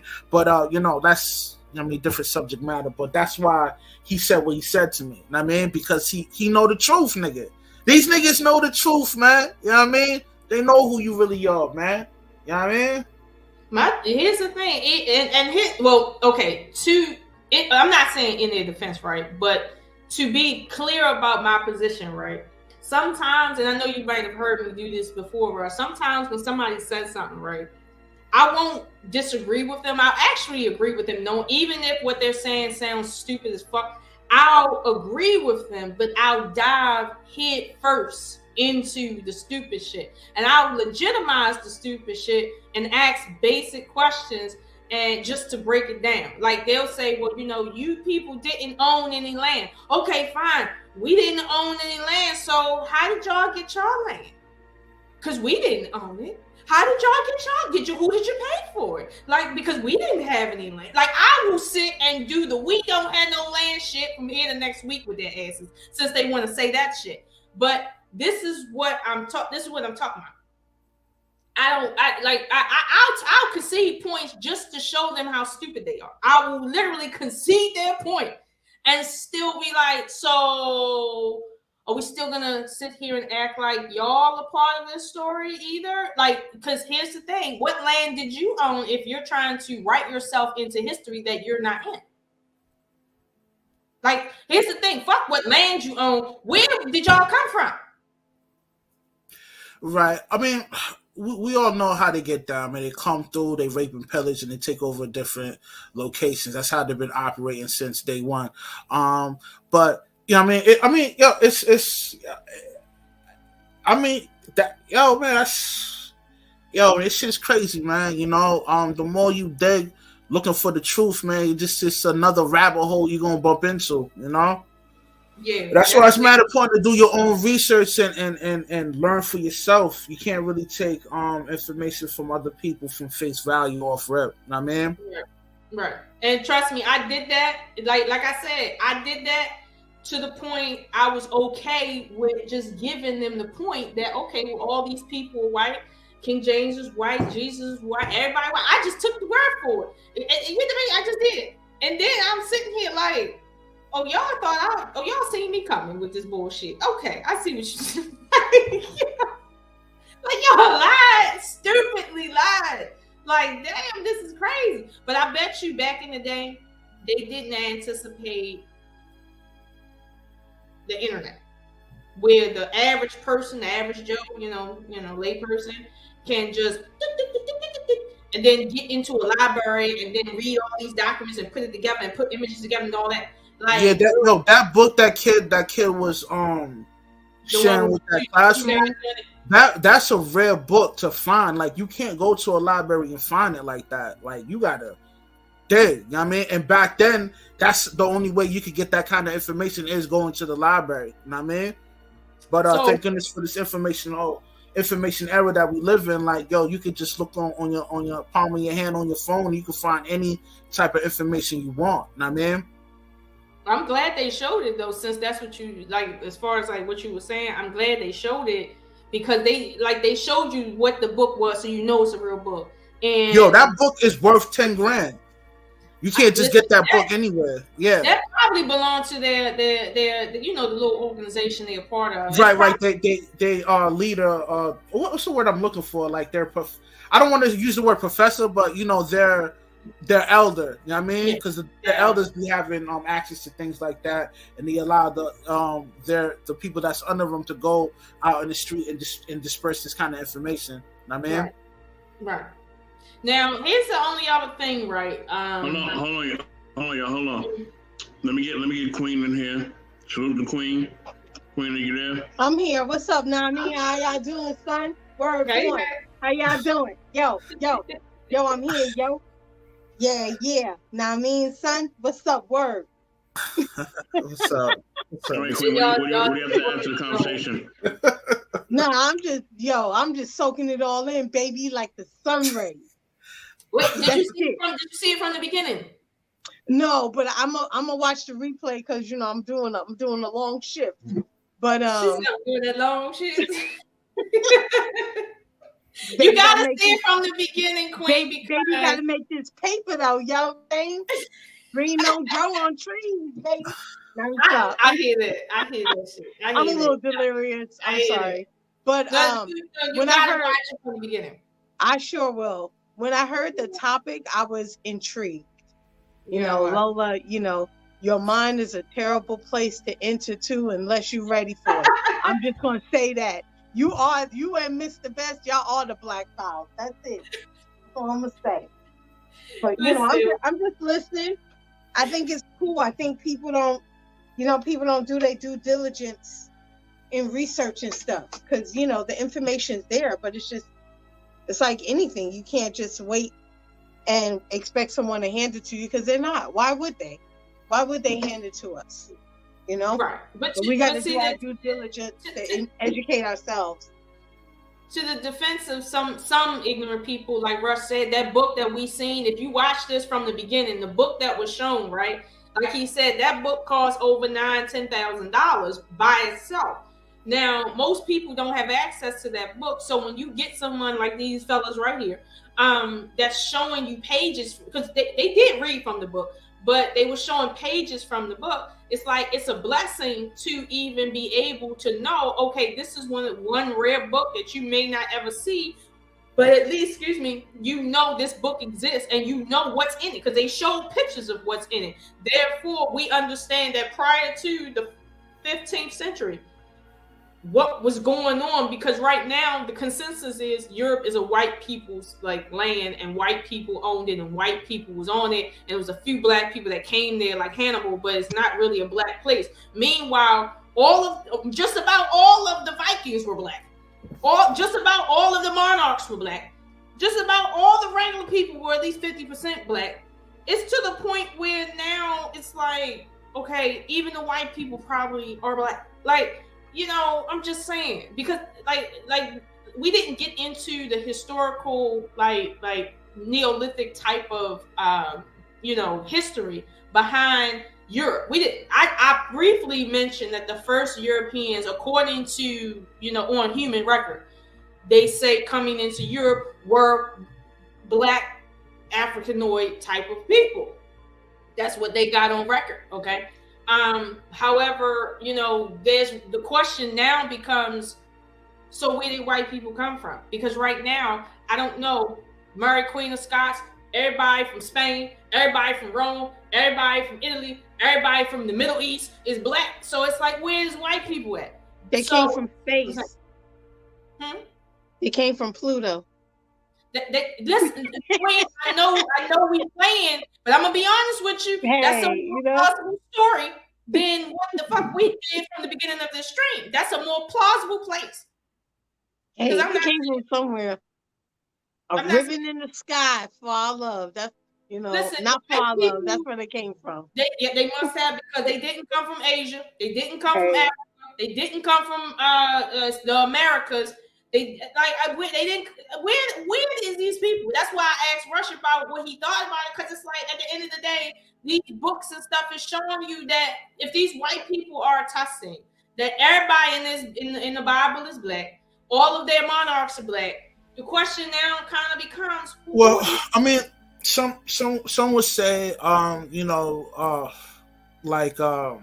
the Caucasian is considered to be the youngest race. And the reason why they're considered to be the youngest race is because they're the most barbaric. Obviously, we know that, Caucasians, they possess the recessive gene and we possess the dominant gene. And, in lame terms, they pretty much derive from our DNA. You know what I mean? They're just a recessive portion of it. Now, this is what some people believe. You know what I mean? I'm just throwing out there food for thought. You know what I mean? They're a mutation of us. They we gizmo, and they the gremlin that pop out our back. Well, I wouldn't. I mean, and that's not type of sense, but I get what you're saying. But yeah, we got to factor in Pangea too. I don't know if you ever heard of Pangea. You know what I'm saying, but that Pangea broke up. Tectonic plates moving different portions of the world, different climate. The climate changes and all that causes the phenotype of each race to change up to what environment they're in. Know what I mean? And even sometimes it alters the genotype too. Know what I mean? Like because they really say like, the recessive gene is a mutate. it's a mutated version of our dominant gene. I mean, and another food for thought on that, Eric. It is definitely food for thought, but I think what we probably gonna do is come back to it, like legit come back to it on a different stream, right? So we create the whole stream just being that, because that's a long topic. But I think it's interesting that, like, here's my biggest contention about where white people come from. Their pigmentation, right? That right there, as an evolutionary thing, that's impossible. Basically, black people existed before them, right? Evolved into them, then evolved out of them as us. That's not how nature works. Like, here's the thing: it takes billions of years for that kind of pigmentation to morph out of ours, just morph out over time because of environmental factors. Human beings have not been here that long for that to have happened. So my thing is, like she said, we're white people from Pluto. Maybe. That's another topic. Yeah, that's another topic. Maybe. We got to find out, because clearly they ain't from Europe. I'm telling you now, that whole comment about y'all don't have no land. Listen, these people ain't from Europe, so I don't know what land they got. They took that. That ain't theirs. They ain't come there. That was a black people's place. And honestly, if you look at Earth's history, like the planetary history, Europe used to be a hot place. So it wasn't always cold. And here's the thing: if the first inhabitants was black, I mean, we got a dominant gene where everybody know we get lighter in the winter and darker in the summer. These people are light or dark. So it's like, listen. We're gonna explore this Mars and this Pluto thing like we are, but honestly, we also gonna explore the whole issue of black people actually not being from this planet either. Because I'm be honest with you, there's some conspiracy even within black DNA that doesn't make any sense. Like, if we just exclude there's another allegory story. This mad allegory stories on this. Like, I don't know if you ever heard of Elohim, but like the Elohim is like, I think like 7 black melanated gods type joint, and their planet was dying, and they came to Earth, right, and it created a downgraded version of mankind, which is the humanoid of Neanderthal, because they needed them to dig the gold to repair their ozone layer within their planet. You know what I'm saying? Like, there's a lot of the 5% is the whole story of Yaku. I don't know if you ever heard of that, but the mad scientists that dated the chick from under the sea, they got like big cone heads and stuff like that. You know what I'm saying? And he also tampered with the DNA and created the white man, you know what I mean? But that's another allegory story. So, well, I don't want to say that because, 5% is they're serious about their John, but, you know what I mean? That's another food for thought right there. So there is a lot of quote unquote like famous storytelling type joints that speak of people deriving from different planets. You know what I mean? Yeah. I get what you're saying. I get why you call it allegory, or in a sense, or mythology, because right now you're talking about a history that's older than written history. Like, it's older than that. So, and there's evidence of that. It is, but it's beyond the beginning of when we started, quote unquote, writing. So therefore, that's why we say mythology, because it's so old. We can't say we were there or anything like that. So we use the word myth. But I don't want anybody to be confused. The word myth does not mean that it didn't happen and it's not factual. It's not what it means. It just means that it happened pre the written period of our time. That's about it. But I'm gonna be honest with you, right? And this is something that will come up on another stream, in that the language that people use to describe things like what you just described about tampering with DNA was extremely rudimentary, that it can sometimes make you not see what they're talking about. For instance, the potter's wheel. We're talking about human beings being made on a potter's wheel. Right. I mean, I think that's just another. A potter's wheel makes what? It makes pots, right? But when you say human beings were created on a potter's wheel, what they're trying to do is they're trying to explain to you the mechanism that was created based on their terminology that they had at a later time. And they call that typology. You know what I mean? A lot of times with this certain information that's going out there, back then, like that was the form. They will bite a nigga information and convert it into their own style to disperse the information to their people. You know what I mean? Which is typology. You know what I mean? Same thing with the writing on the walls in Egypt. You know what I mean? Biblical texts and all that. Like it all